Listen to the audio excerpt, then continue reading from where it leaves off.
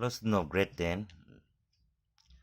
Let me introduce chapter 9, application of trigonometry, starting with height and distance. Suppose there is a tower, mobile tower or TV tower or building, anything, and you are looking at the top of the tower from some distance. Then this perpendicular line is always called a height, and this baseline is called a distance. Clear? And this is also a distance. This is called line of sight.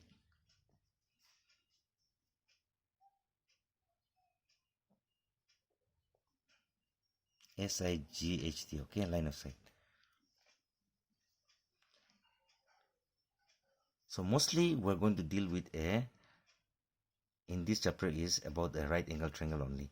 Any tower or any building always is at right angle, and that perpendicular line will be called height, and the base will be called as a distance, and this is called as line of sight. This base is also called a horizontal line.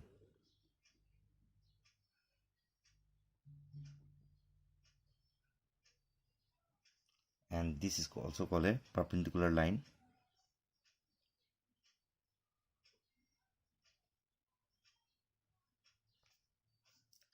Clear? Now if you're observing on the top, you're observing at some angle, and this angle can be any value. It can be 30, 40, 45 degrees, 60 degree, anything. So you can say this is theta.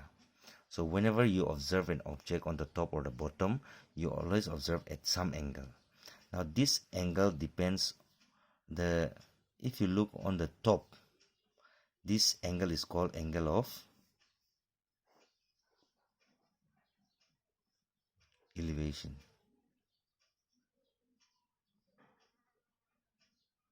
Clear? This angle is called angle of elevation. Suppose you are on the top of the building, and this is a horizontal distance. You are looking at the car, or you're looking at the any object here on the ground. So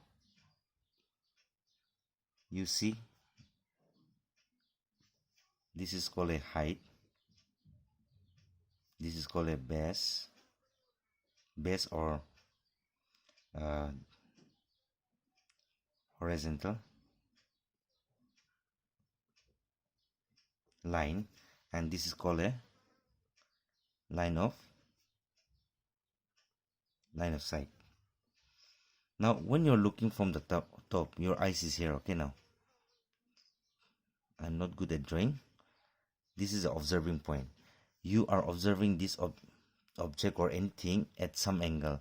So if you make a horizontal line, this angle become your theta. Then this is called angle of depression. Clear?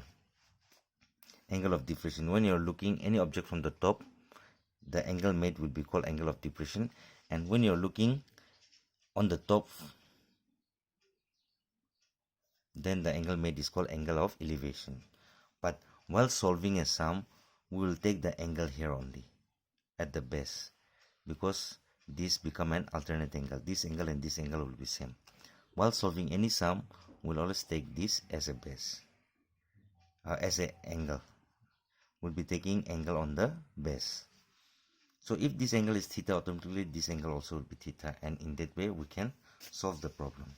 Now it's very easy to solve any question in this chapter once you know the angle and if this is given, we can find this or this also. If one side and one angle is given, you can find anything. Clear? Suppose this is given 5 centimeter. To find BC, what you can do, AB, we can take AB by BC, It will be sine, cos, tan, whatever it comes you have to write. So opposite to angle is always perpendicular, and with the angle is always base, and this is hypotenuse. So when I'm saying AB by BC, I'm taking perpendicular by base. Perpendicular by base is turn permanently black. So if I want to find this, I can take AB by BC, that is tan theta. Then we can find the value easily. Suppose theta is given as, for example, 45 degree.